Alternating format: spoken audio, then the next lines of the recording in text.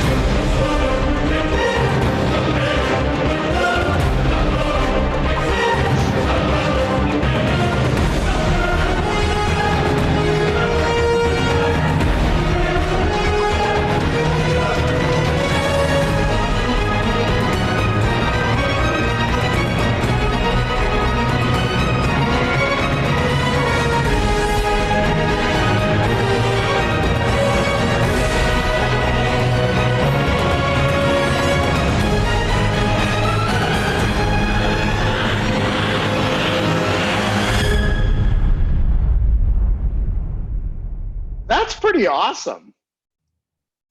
There you go, Ben.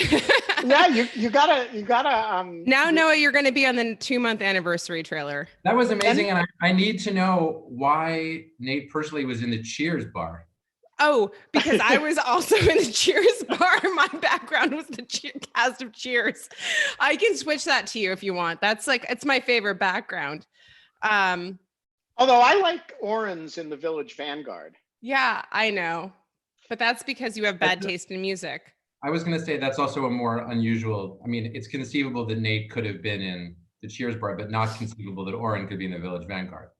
He was giving a very, I guess that's right. He was giving a very good talk on elections in the time of pandemic, as we were getting live news about what was happening in Wisconsin, which was kind of an incredible episode. It was really fun. But text me the link to that video so I can tweet it. Yes, I totally will. Yeah, that took me like most of the day. I was supposed to be writing my property and internet law exams, but I was learning how to use iMovie instead. So I also liked seeing Jack Balkin because I just finished teaching my last classes of the semester, and I teach First Amendment. And I took First Amendment from Jack Balkin. I always tell the students on the last day of class when I teach the Rosenberger case that the final in Jack Balkin's First Amendment class, when I took it, was the fact pattern for the Rosenberger case, which was before the court at the time. And then I tell them that I got a P in the class. And then they all feel much more relaxed before the exam. But I don't tell them at the beginning of the semester because I don't want them thinking that I got a P in First Amendment when I'm teaching First Amendment, but it is true. I remember looking through clerkship files, like thousands. I'm sure when you clerked, you did the same thing. The clerks have to look through all of the files for the next people who are going to clerk for your judge. And I remember looking through and having no sense of what Harvard or Yale's system of grading was, and being deeply resentful that I had to learn a new system of grading to understand how to adjudicate whether or not these were worthwhile people. Imagine adjuncting a class there and having to learn the system so that you can evaluate people and having no idea what those grades correspond to. Imagine being a full-time professor there having no idea what they're grades. So for those of you who don't know, Harvard Law School has a system of grading that ranges from not passing to low pass. So does Yale. Pass to high pass to some special, pour oil over olive oil, anointing, deans, whatever. And why they couldn't have just called that A, B, C, D, F, I'm really not sure. I actually don't know. What is like the argument behind it? Do you know, Noah? Yeah, vaguely. I mean, Yale did it first, a long time before Harvard did it. And their idea was, I think it was under Guido Calabresi's deanship. And the idea was our students are so awesome, it would be unjust to subject them to grades because they really all deserve the best grades because they're the best people in the best possible law school in the best of all possible worlds. And also they were off the treadmill. That was the other point that Guido always made. So if you're off the treadmill, there can't be grades because on the treadmill, as everybody knows, there are grades, as every gerbil knows. And then eventually Harvard decided it should copy Yale on the theory that there wasn't really a clear theory for it. But the idea was basically that maybe Yale was stealing some students by telling them that if they weren't going to get grades, they should be more relaxed about it. I don't think it had any impact on who went to which law schools, but but Harvard couldn't go all the way there. Nor does it induce relaxation. Nor does it induce relaxation among either Harvard or Yale students. I disagree. I was pretty relaxed Yale law student. I was going to say Yale law students are pretty relaxed. Jack Balkin will demonstrate because it's not like Jack is a mean grader or anything. I just really sucked. He says, I think I called him right before this, and he says that he retroactively changes your grade to a high pass. Really? Yes. That's a very sweet thought. I don't believe that you would say that in a moment, but maybe I think he said I could tell you that. That's what he told me. If you roll the Ching or something like that, then that would be okay. Yeah. So Noah, You testified in the impeachment proceedings, and we haven't even introduced Noah because I didn't. All right, go introduce him. Sorry, and then I'm going to Noah ask him. Feldman. I'm going to ask him the impeachment questions. Noah Feldman is almost so famous that you shouldn't have to have an introduction for him, but I'll do it anyways. Harvard Law School professor. He is the author of a wonderful book on Madison, which he likes to refer to as the size of a doorstop, but I actually think is quite wonderful. and the Iraqi Constitution was one of the authors that worked in the Iraqi Constitution. We have gotten to know each other in working on the Facebook Oversight Board, which is the Court of Appeals that's kind of coming out of Facebook for content moderation issues. And you have like your expertise this last year could not have been called on in more ways, I think. As Ben is about to talk about, the impeachment hearings, the Oversight Board, all of the news. It felt like kind of like the Noah Feldman hour, which is just fine with me in terms of like where we're getting our news from and like what's going on and smart people talking about things. So like, yeah, tell us, like, Ben, ask your question about the impeachment hearings. I thought that like that was where I was going to go too. So thank you for that nice introduction, Kate. So you testified at the impeachment hearings. The thing did not work out the way you, or for that matter, I would have urged, or in your case did urge, and in my case, nobody asked. How satisfied or dissatisfied are you with the process end to end? What it did, what it didn't do? Was it at the end of the day productive, or was it at the end of the day principally an illustration of how the only thing that really holds presidents in check is elections? I actually think it's a little bit of both. This impeachment process, I think, was distinctive in that I believed going into it that there was almost no chance, very close to zero chance, that anything could emerge or would be said under oath or otherwise that would lead the current members of the US Senate to remove the president. I think the facts were pretty heavily known up front. There, of course, are some things we never did find out. We never did hear that John Bolton testimony, which in my view, we were never meant to hear. But the bottom line is, had he said his worst, had he said the worst possible thing, had he said that Donald Trump told him, of course, there was a quid pro quo, and of course, we're doing that, I don't think that would have elicited a different reaction ultimately from the Senate. So in that sense, it's a little frustrating to be reminded of something we already know, which is that partisanship is just such a powerful force in contemporary American political life that it trumps even the knowledge, which I think a lot of Republican senators had within themselves, that this president was breaking constitutional norms that would ordinarily be considered high crimes and misdemeanors. So that part is, of course, frustrating and disappointing. But at the same time, there's another feature that this one had, and that is there was no choice, I felt in the end, for the Democrats but to impeach. And this is also why I myself agreed to testify. And it's basically this. You know, we have this constitutional structure and it means something. I'm not a relativist. I don't think the words mean just any old thing. They have some meaning. And that meaning is not determined by what the people who wrote it thought, but it's shaped in large part by what they thought. And they anticipated exactly a situation like this one. It's not like, what did the framers think about the smartphone? Where you're like, well, they didn't know what a smartphone was. It's hard to answer that question. They knew about, presidential manipulation. They knew about the dangers of foreign interference. They knew about trying to use the presidency to break an election. And they worried about all this stuff in very explicit ways. And once the transcript of the July 25 call had been released, to not impeach the president for the House would have inevitably and permanently been a way of Democrats saying, this is okay with us, this isn't a high crime. And so their choice was admit that that's the case and let it go and let history say, no one thought this was a high crime the next time around, or step up, impeach, and let people say, well, the House thought it was a high crime and they were Democrats, and the Senate thought it wasn't and they were Republicans, and you make the call. And, I said this in the hearing and I actually believe it, somewhere, somehow, in some domain, the founding fathers are out there. Maybe we'll go to the good place or the bad place and meet them. And, or in Madison's case, the boring place, or Hamilton's place, the extremely interesting place. And they will want to know, like, what did you do when the Republic was subverted? And you want to be able to look them in the eye at a metaphorical level and say, this is what we did.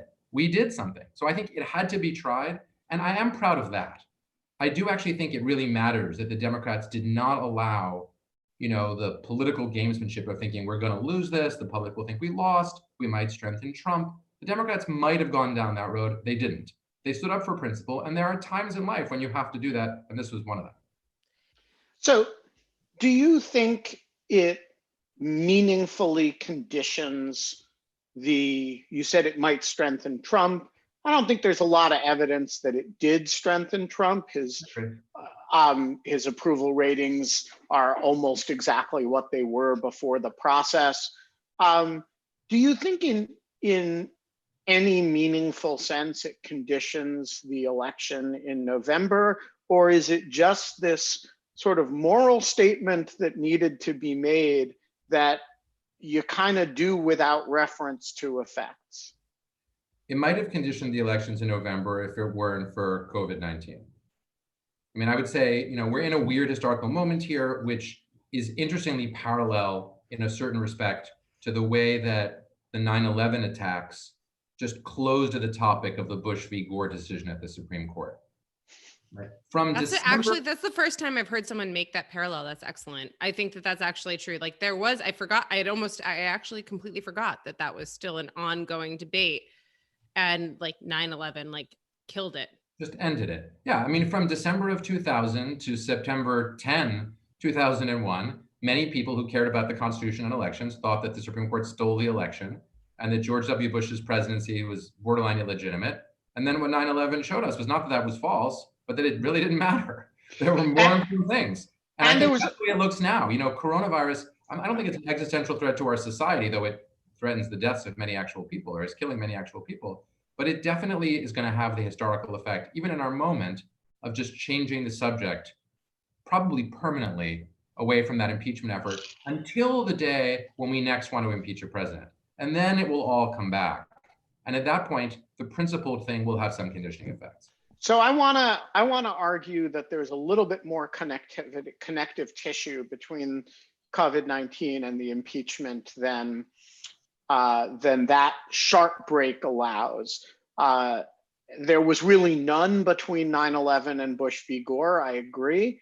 But there is this thread that runs between COVID-19 and impeachment, which is the president's extortionate demands on other leaders with respect to his own political advantage.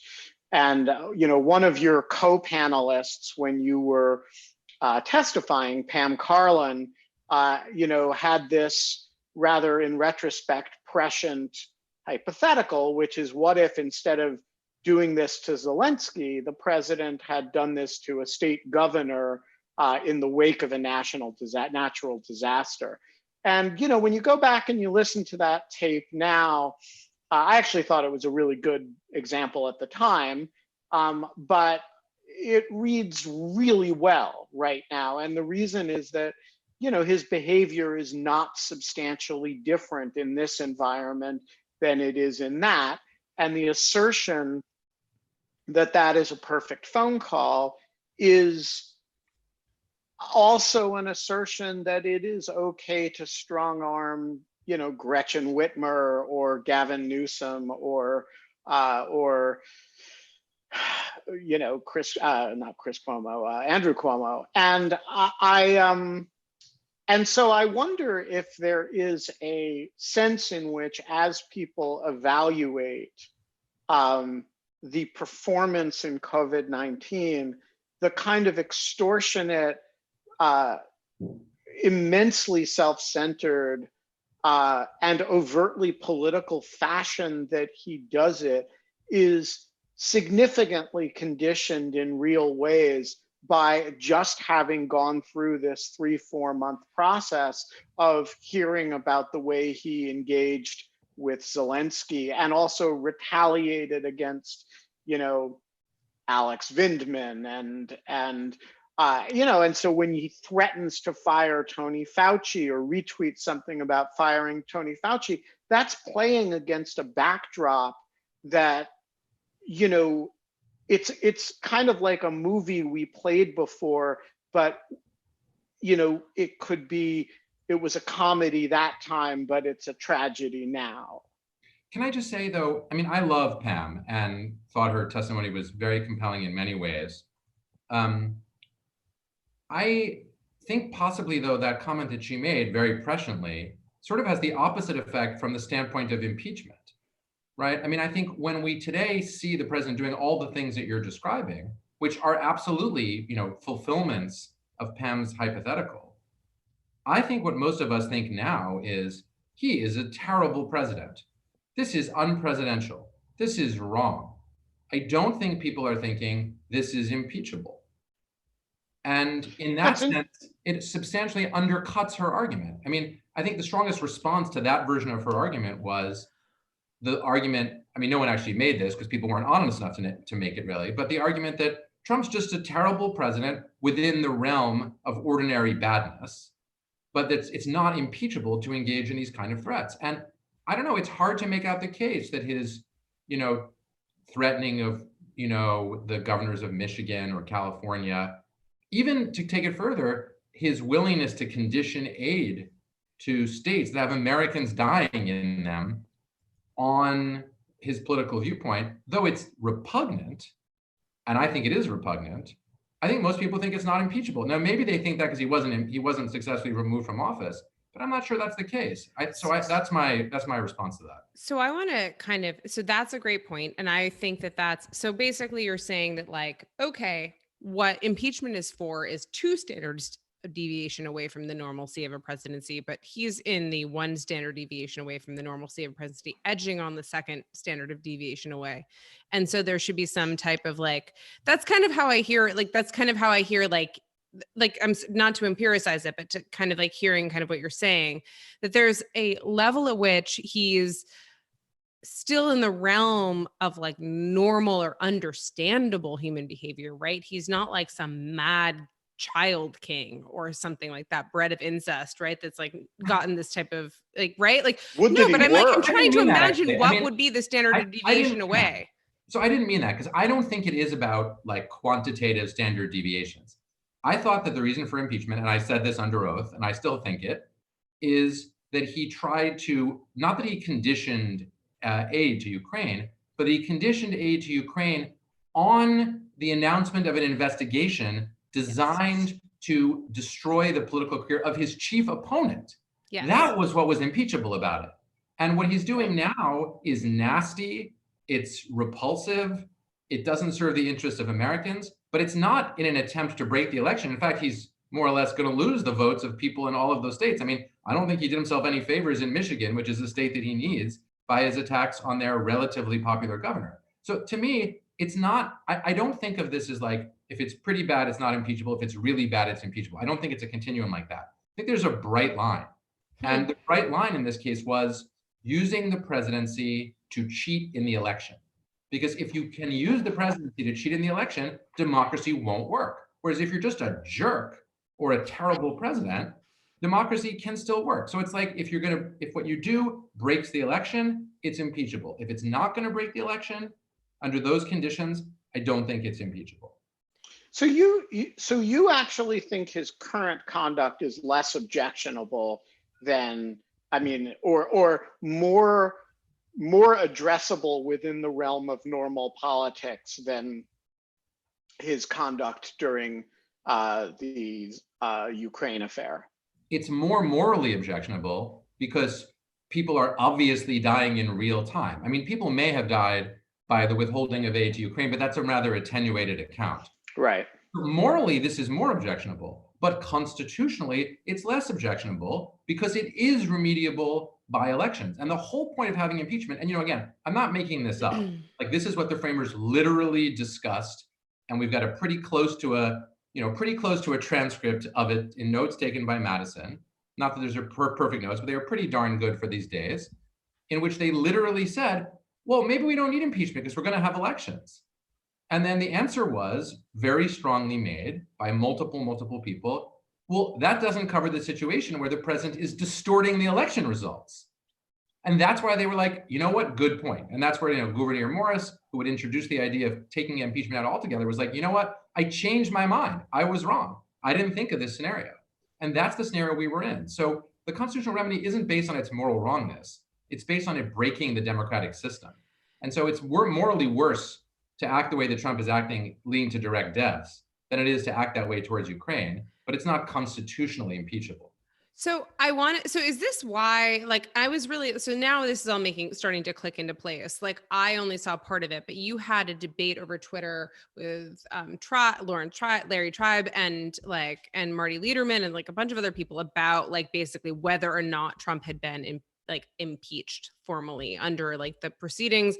And I think that a lot of people were like, this is beside the point. Who cares whether he has been formally impeached? And now it's kind of really making sense to me that if you really don't think that the Constitution has like that, how firmly you believe that the Constitution is separate from some type of moral or natural law, that like this makes sense to you. This distinction makes a lot of sense and is very, very important. Versus people who are just kind of like, who cares whether or not he's been impeached or not? The papers have been delivered. Is that kind of correct? Yeah, I mean, I like that. I mean, this particular fight, which was a kind of intramural fight among people who thought that Trump was lousy. It truly was. It was like the weirdest fight. I remember like, are you guys arguing about like the equivalent of the mailbox rule? And it sort of was that, but it did matter, at least in my view. And ultimately enough people paid attention to it to make me think that maybe it did matter, even though a lot of people may have paid attention in the form of saying this doesn't matter. When enough people are paying attention that way, it starts to matter.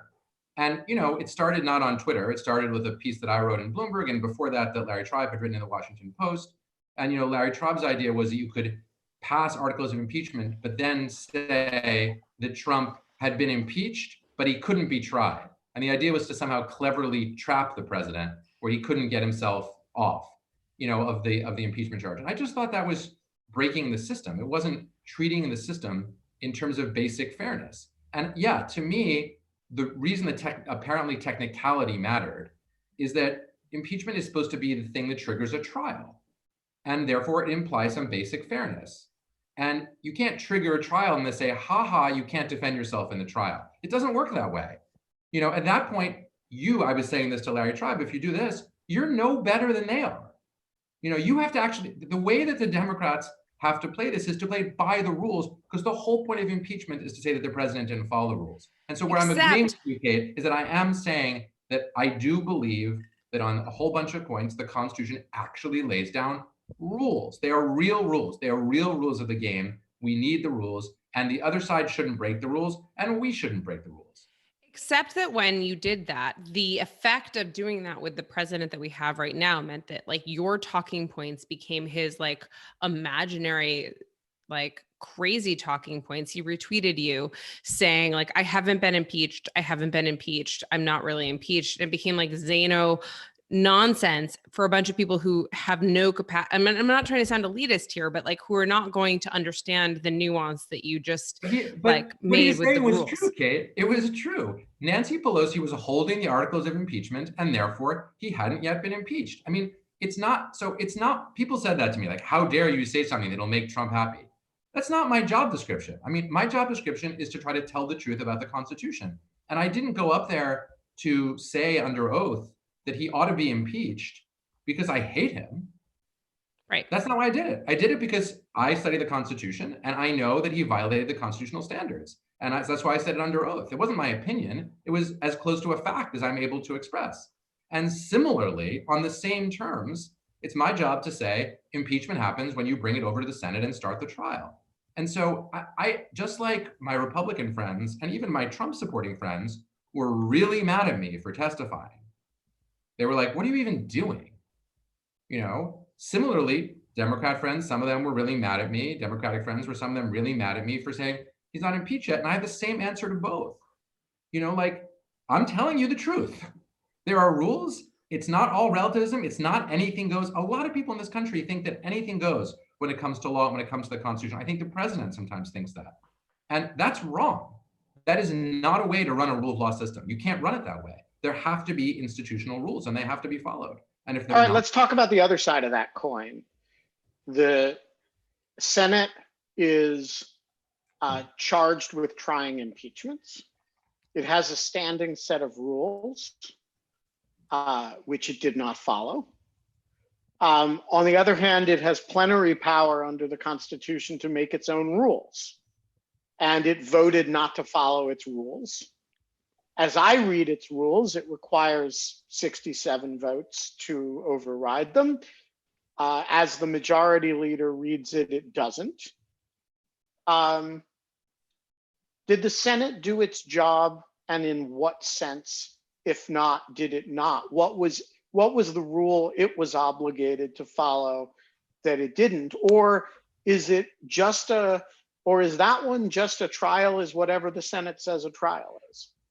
I mean, I think that the Senate had a constitutional duty to hold a trial. And I'm not sure they really held a trial, right? I mean, they heard arguments on both sides. They didn't allow important facts to be entered into the record. They didn't call witnesses who had stuff to say. They made a completely absurd argument that all of the testimony should have been heard in the House, which is exactly backwards. I mean, in the historical impeachment process, it wasn't the lower house, whether the House of Representatives or Parliament, that ran the trial. It was the upper house, the Senate or the House of Lords, that ran the trial. In fact, it would have been perfectly constitutional for the House to impeach with no gathering of evidence. Right. They could have just said, we think this guy is bad, we impeach him. And that's so they flipped the historical norms. They evacuated the word trial of its ordinary language meaning. So all that I think is true. But as you correctly say, Ben, there's no one who can do anything about that, because in the end, practically speaking, they're the judges of what a trial is. So if we were before the court of heavenly judgment and we said, did Mitch McConnell break his vow, or his oath sworn before Almighty God to uphold the Constitution, I think I would say, yeah, he broke his oath. Is there any earthly power that can constrain him in that regard? No. Yeah, I actually think that's a great point. And his God, should such a being exist.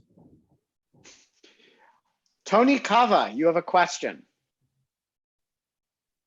But you got to unmute yourself. I do. I think I'm unmuted. Can you guys hear me? We can.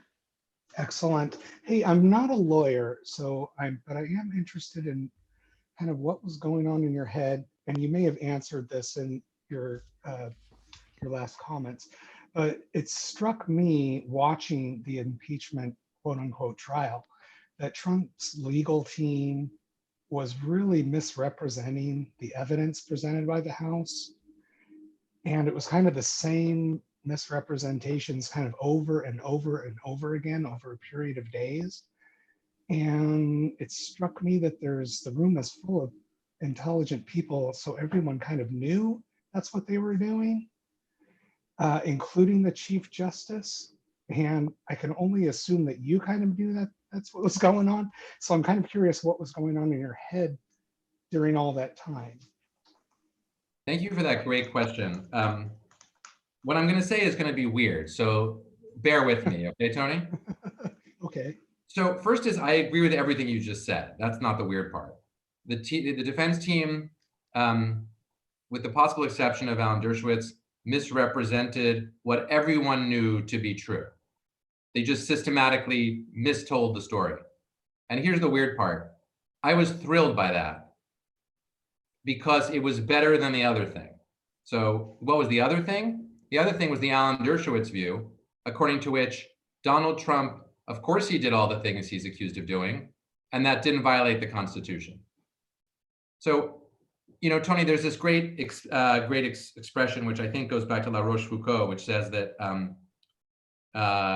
hypocrisy is the homage that vice pays to virtue, which sounds, irritating in 18th century in French, but it actually makes a lot of sense. Hypocrisy is what we do to acknowledge that we have moral standards, even though in real life we're breaking them. So when the president's defenders got up there and said, he didn't do these things, he didn't do these things, that was just hypocrisy. They were acknowledging that a president who did those things would be doing something really terrible. They were implicitly acknowledging that by saying he didn't do it, even though we all know he did do it. Because consider the alternative. The alternative, the Dershowitz position, said, the Constitution doesn't prohibit you from trying to break the elections in order to get reelected. That's dangerous. That's much worse than hypocrisy. That's openly and arrogantly saying that the Constitution doesn't protect against that kind of conduct. And so I actually, even though I agree with everything you said, what was going through my mind is that I preferred the hypocrisy, which acknowledged that there should be rules, to the bold-faced chutzpah, to use a book that was, Alan Dershowitz actually he wrote a famous book called Chutzpah. And, the chutzpah of saying, it's fine, president can do all these things and it doesn't violate the Constitution. Kate, I see you switched to Scotch. That's a good thing. I did. I'm drinking Scotch. I'm going to so basically what I'm hearing from you is if you have this entire governmental system that's built on not natural law, but a constitutional system of rules in which hypocrisy can reign, where virtue has a second seat, I feel like you have to acknowledge that the only place for virtue is in the ballot box, and that the only place for social norms and the violation of social norms is in the ballot box, that impeachment has no place. There is nothing in impeachment for social norms or virtue violation. That if we feel like Trump has broken some type of strict constitutional rule, we have impeachment. And barring that, anything short of that, the only chance that the citizenry has, no matter what what virtues or what natural law a president violates, is to wait till 4 years. I mostly agree with that, Kate. And that's by the way, not just the Constitution, that's law generally. No, I know. But I'm just trying to I'm just kind of actually bringing it all together, I guess, is what I'm trying to say. There's a million totally immoral things that we do every day that are not punished by law, and they shouldn't be punished by law. If they were punished by law, then we could be punished for them. I mean, there's a lot of overlap, right? Think of all those tags you've removed from pillows. Yeah, exactly. There's lots of immoral You're things. allowed to rip those off, dude. You can rip those off. Once you buy the stupid mattress, you can rip off the stupid tags. It's really simple. I was joking. Okay, sorry. That was a good PSA though. But there's lots of immoral things that are against the law, and it's good that they're against the law. But there are some immoral things that aren't against the law, and you shouldn't be punished for those in the legal system. Full stop. And impeachment is like that. Impeachment is a legal process. It's not just we hate you, we're going to remove you. If it were that, then we wouldn't need it. Then we could just have elections. But as for political virtue, Kate, I mean, the system can't survive without political virtue in the electorate. That's the ultimate measure.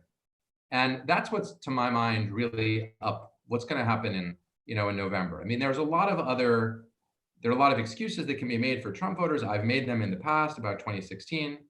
But in the end, I actually do believe that this is a test of whether we have the collective political virtue to vote the guy out of office. And if we don't, it's on us.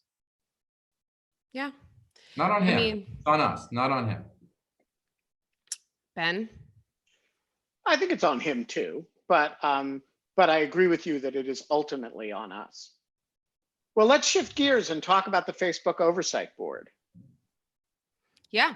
So we talked to Evelyn about this a bit. I just got a text literally as we're talking, from Facebook, that says that it is looking like it is, on for the mid to early part of May. And they're going to be announcing the board members, which is incredibly exciting. I have been doing this for over a year. You have been doing this for over 18 months, more than that. Wait, more than that. More than like 36 months. Since January of 2019. What year are we? 2019. Yeah, I've been at it for January 2018. So I've been at it for 2 years and a few months. Yeah. So 36 months. That's basically what it was. Yeah. So I think that's, but we have both been deeply involved And I have not been consulting, but I've been observing, and you've been consulting, and like there has been to read everyone into the room, the Facebook Oversight Board is poised to be kind of one of the first moments in which a private platform that governs online speech jettisons a portion of its power to the not the electorate, because there's still not going to be elections, but to the user base in which it kind of governs, whose speech it governs.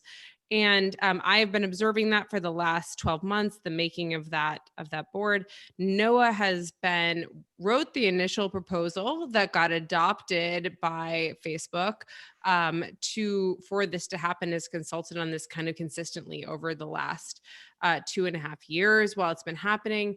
I will just say that there is no doubt in my mind at this point, although that was not the case a year ago, no doubt in my mind at this point that this is going to be the future of online speech, that this is going to be a moment that is a sea change for things to move forward. In the last week alone, I've had 3 phone calls with 3 completely different entities that are all speaking about trying to create some type of standards-based organization that deals with this type of thing and want to harness what has been created by Facebook and the Oversight Board, or want to mimic it. And so this is coming from all types of private and public entities. And I just think that this is going to be all the more important as we kind of transition out of the COVID phase and the pandemic and the quarantine into like a standard understanding of like what online speech means and who's governing it and like how important it is. It's, as I've said many times in this show, the end of like internet exceptionalism for online speech. But Noah, tell us a little bit about your story of like starting out and talking about and like how you started talking to Facebook about the Oversight Board. Yeah, well, thank you for that great introduction and description of it. So in the fall of 2017, I guess, I, like a lot of people who teach First Amendment law, was just trying to figure out how free speech is being changed in an era where so much expression is on social media platforms. And I barely know a First Amendment professor who hasn't like said, I'm going to try to write a book or an article about this.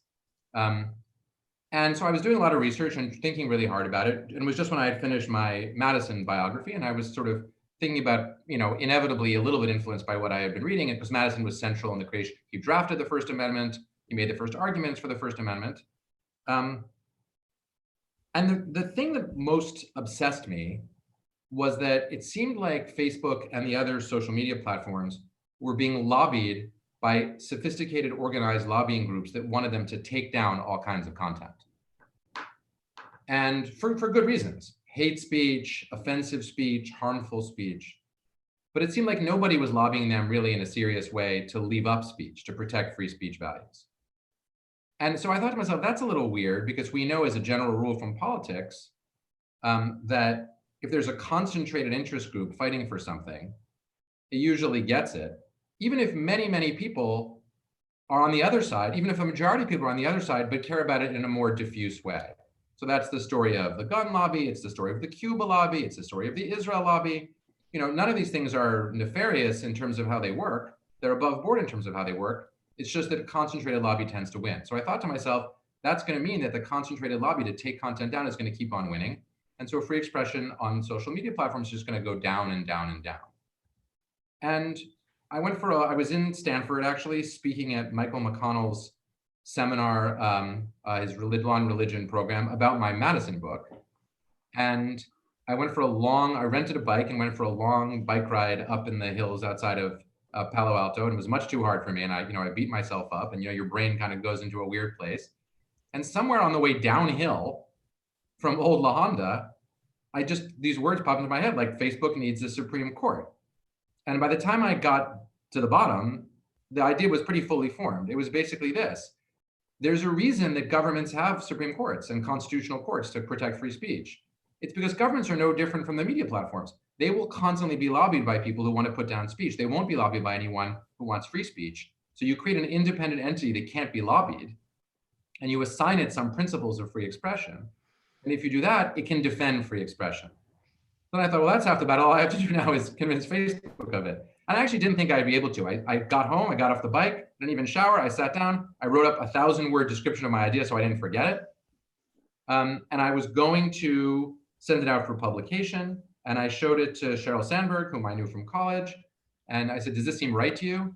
And she said, well, I don't know if it's right or not. In fact, I'm not sure it's right at all, but can I show it to Mark Zuckerberg, before you publish it? And I said, yeah, absolutely. And then she came back to me a few days later and said, Mark wants to talk to you. And so I talked to him, and then I, of course, never published it because I thought, wait a minute, if the company is actually interested, then better to try to make it real than just have it be an idea out there in the academic world. And I think in retrospect, the reason that Mark was really interested in this is that, unbeknownst to me, he had really been thinking very seriously about the question of devolving power away from Facebook. He had wanted, it turns out, for years to move some of the power of decision-making away from the company. And this was a way to potentially do that without running into some of the problems of, for example, elections. Because if you do voting, you run into what they call the Bodie McBoatface problem, right? If people on social media platforms vote for somebody or online vote for something, they can vote for ridiculous things. There's no one to really do anything about it because the stakes aren't so high for them. And so, then they got interested, and it was a long process of trying to convince them of it. And there were lots of good arguments against it and some good arguments for it.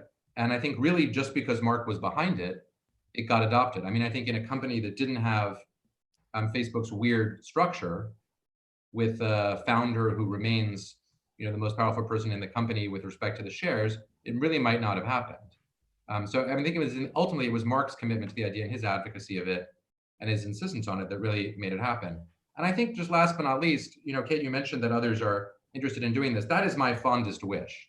I mean, if this could have been at launch industry-wide, I think everyone would have been thrilled with that. I think Facebook would be thrilled with that. I'd be thrilled with it.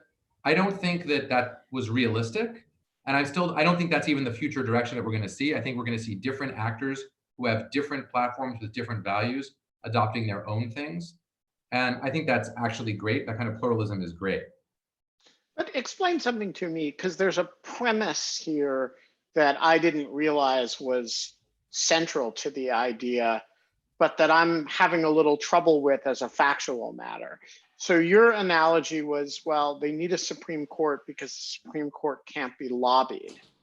Now, it is true that, lobbyists cannot just walk up to Ruth Bader Ginsburg and lean on her, among other things, because she's ethically barred from having those conversations with them.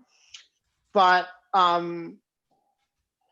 that's not true of somebody who's hired in some level by Facebook, who, I can email, I can write to, I can socialize with, has some sort of external life during which people are allowed to just talk to them. And so my question is, what is the form of the insulation from political lobbying that you're imagining protecting these institutions? Ben, it's actually a lot like the Supreme Court. So let's be clear. You can talk to Ruth Ginsburg anytime you want if you have the patience and if you don't have coronavirus, right? I mean, you can't lobby the Supreme Court justices in the sense that it would violate their ethical obligations if they listened to you make an argument on behalf of a party. But there's no rule that says, to take a better example than Justice Ginsburg, who's particularly cautious and careful in everything that she says. Well, it used to be in everything she said, but certainly in everything she does. Take, Justice Breyer, who's more out there. Human. He could be at a dinner party in Cambridge, Massachusetts, and everyone is careful not to talk to him about a case that's pending before them. But he talks about constitutional values and constitutional ideas and cases he's been involved in. And you can say whatever you want in that dinner party, and Steve Breyer doesn't get up and walk out of the room, right? Because he's not influencing the outcome in a case. Similarly, the Facebook oversight board members have signed will have signed a pledge that is memorialized in the charter and in their bylaws that says that they will not be lobbied by people who are parties to the particular cases that are going to come before them. And they can't take any money from them, and they can't consult for them, and they can't do business for them. And they also, like Supreme Court justices, can't go out there and just talk about their decisions. They're supposed to let their decisions speak for themselves. In fact, in certain respects, they're even bound by ethical norms that are slightly more rigorous than the US Supreme Court is, because there's actually no law that says that justices can't talk about their decisions. Some of them do it, some of them don't. But they can, once they've decided something, they can go ahead and talk about it to their heart's desire if they wish to. And some of them really will do that, although some won't. But the Facebook Oversight Board members aren't even supposed to do that.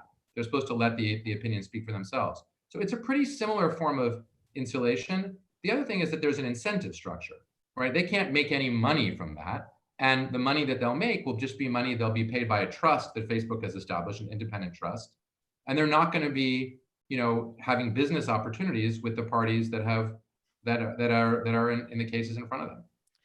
But to that point, I think that this is actually, I mean, and I agree with everything that you said, and I think this is fascinating. Obviously, I've spent a year like watching this happen, but like one of the things that I think is fascinating is that like I think Nate Persley, who's been on the show before, Nate Persley kind of said in a meeting, in a workshop, when we were talking about all of this, how is this going to get legitimacy? And this was before, I would say that like for a solid 6 to 9 months of the process of starting this entire thing, the massive concern was like, how are we ever going to create legitimacy around this?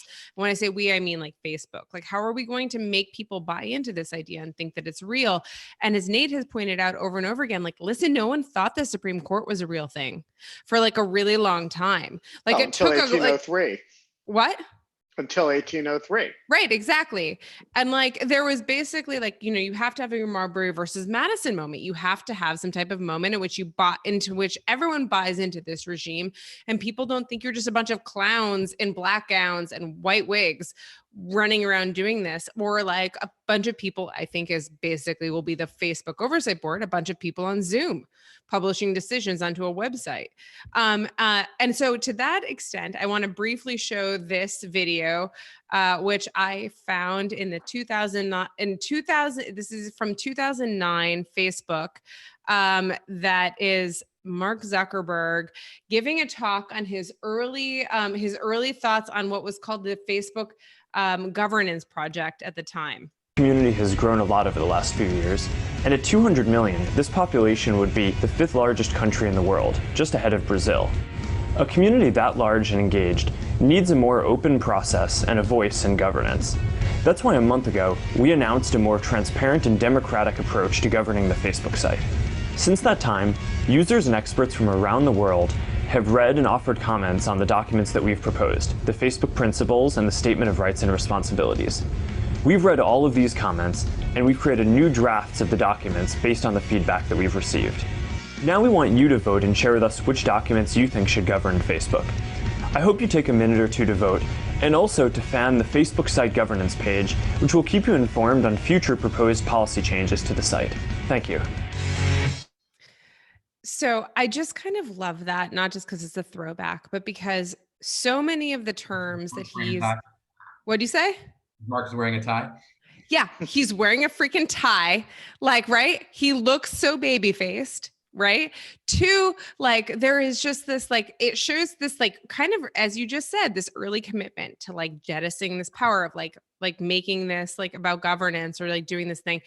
Three, he mentions fanning a page, which is like language that has disappeared and no longer matters. I don't remember what it meant. Yeah. What do you say? I don't even remember what that meant. It meant that you used to become a fan. You didn't join a page, you fanned a page. Like you became a fan of a page. It was like, sorry, I am just such an early Facebook user that like I remember all of these little moments, but like. Did you used to poke people? Yes, completely poked people. That was like a thing. In fact, a lot of my friends, frankly, who were gay and were not yet out in college, because I was like, went to college at the cusp of people coming out, like knew that people were gay.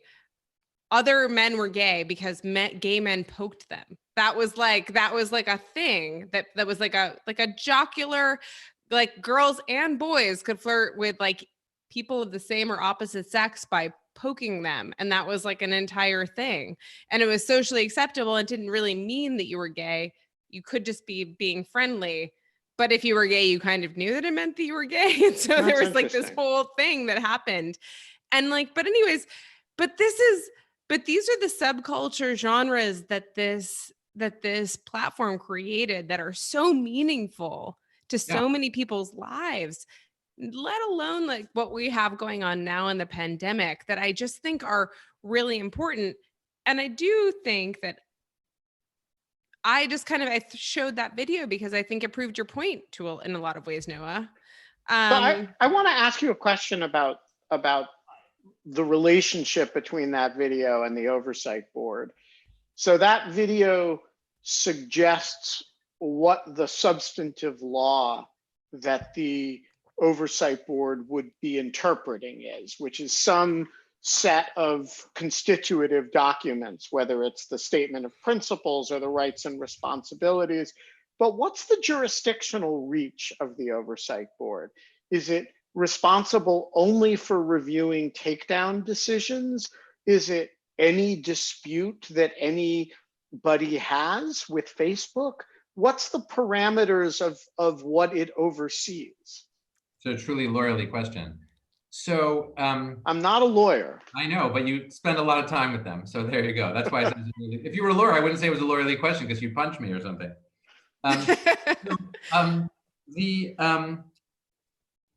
The range, what Facebook calls the scope of what the Facebook Oversight Board is going to do is going to expand with time. So right out of the box, they will probably start just with cases where Facebook has taken down content, but they might actually jump right away to, in addition to that, also considering cases where I think they should take down content based on their rules and their values, and they have chosen not to take it down. Because after all, that's just as important, right? If I think you're advocating a genocide of my people and Facebook doesn't agree and doesn't take it down, that's just as important to me, maybe more important to me than if they have taken down some content and I want to say it, and I think that my speech has been, my free expression has been violated. So very quickly, they will cover both of those things. There will be some things that will inevitably be carved out. One is situations where a government whose laws Facebook has agreed to follow and which has legitimately done so is requiring some content to be taken down. Because you can't have the board requiring, Facebook has promised it will do what the board tells it. So the board can't be in a position of telling Facebook to do something illegal. It could say to Facebook sometimes, we know you have to do this because the law of this country requires it, but we think it sucks. And we think it's against free expression. And actually, I think that would be very productive if the board had the opportunity to say that under some circumstances. Yeah, to note the objection to removing material critical of the King of Thailand. Exactly. In Thailand. This is the law in Thailand and we get that, but we think this is inimical to free expression. So last question from me. How do I get on this board? This sounds really interesting. I want in. Oh man, you want to send me a fucking email? Like I don't know about you, Noah, but I've gotten like 30 emails from randos like being like, hey, Kate, you're covering the oversight board. How do I, can I get on it? Can I get on the oversight board and delete? I just don't even, anyways. I wish Ben had said that before this first tranche of board is about to be announced. I think we've been on the freaking board. The point is they're I was kidding, you know. They're going to announce a first tranche of people, but I think the board, depending on how much work it has, it may expand from the original numbers, which will be in the neighborhood of 20 names that they'll announce. It may expand from that. I mean, it really depends on how many cases they have and whether the workload requires it, and also on, it's very hard to achieve genuine global diversity with just 20 odd people. So for both of those reasons, casework and diversity, they may expand the board over time. So there will be more opportunities. There was, believe it or not, like a portal up this whole time where you could go to the portal and say, here's my CV, I want to be on the board. And there are a lot of people on the board whom I did not know and did not know of, the vast majority, who either put themselves forward or often were put forward by other people, who participated in various workshops around the board and so surfaced by virtue of their care about it, who were writing about these issues. So, I mean, people should be able to put themselves forward and self-nominate. And as the selection process evolves, this initial group was selected in sort of consultation between the chairs of the board and Facebook itself. But of course, the chairs, someone had to pick the chairs, and in the end, it was Facebook that picked the chairs. But next time around, it'll be the chairs and the membership committee of the board that's doing the selecting. So it will be a portal and you'll be able to apply and say, I want to be on this board. But it won't be done with presidential nomination and advice and consent of the Senate. It's not going to be done that way. And it shouldn't be, it really shouldn't be done that way. It needs to be much, much more independent than that. I think one of the last thing to say about the membership is it's not going to be like Americans, unlike people in almost every other country in the world, when they think about the Supreme Court, which is our constitutional court, they tend to think, oh, we know how every case is going to come out by counting heads. There are 9 justices, 4 are liberal, 5 are conservative, we know how it'll all come out. This is not going to be like that because the lines of liberal and conservative are much less clear in the free expression space. Even among those Americans on the board, and there'll be some liberals and some conservatives, some of the liberals will have stronger free expression views than the conservatives, some of the conservatives more free expression views than the liberals. And then there'll be people from all over the world whose views aren't going to correspond to some clear political predilection. And after all, in almost every country in the world, no one thinks they can count heads and get judgments of their constitutional court. That's a distinctly weird American practice. This is going to be more like all the other constitutional courts in the world, where people have different perspectives, they have different values. With any luck, it'll be a collegial body. It's not going to be one of those, all depending on which panel is that decides the case, that's going to give us the outcome. And that's going to be an educative process for Americans. It's not going to require much education for the other, 2.1 billion Facebook users who aren't Americans. I mean, remember, Facebook has 2.3 billion users now. In that video, Mark said, 200 plus million users. They're more than 10 times bigger than that now, which is kind of crazy. But for that means the overwhelming majority of the users of Facebook are not Americans. And for them, it's going to be normal. They don't expect to be able to politicize the decisions of a constitutional court. And it's going to be pretty hard to politicize these decisions too. And that's by design. The idea is to create a body that generates legitimacy by its logic, by its reasons, by standing up to Facebook, which it will have to do to get legitimacy. Not by, this one's conservative and this one's liberal.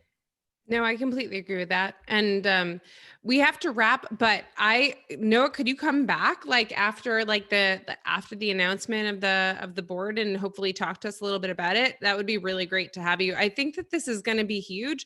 I'm not just saying that because I'm working on it, but I think that basically there's online speech means more now than ever. And I'm just seeing so many new things evolve. And so I think that this is going to be great to have a longer conversation about. Yeah, Kate, as those viewers probably know, Kate's work opened this whole field. And now a lot of stuff is happening in the field. And this is one of the things that's happening. And yeah, I'd love to come back and talk about it. Awesome. Thank you so much, Noah, for thanks for joining us. Cheers. So we will be back tomorrow. Tomorrow is Saturday when we don't have a guest, but we just rapture people in from the audience to chat with us. So please join us. We'll be back at 5. We will plan the show for next week. And remember, if you can't have fun, in lieu of fun. Oh, wait, I had our tagline. Our tagline today. Oh, what's our tagline today? Oh, faces made for podcasts. That's what we are. Yeah, indeed. With our faces made for podcasts, you can still hang out with us in lieu of fun. Cheerio. Bye. Bye-bye.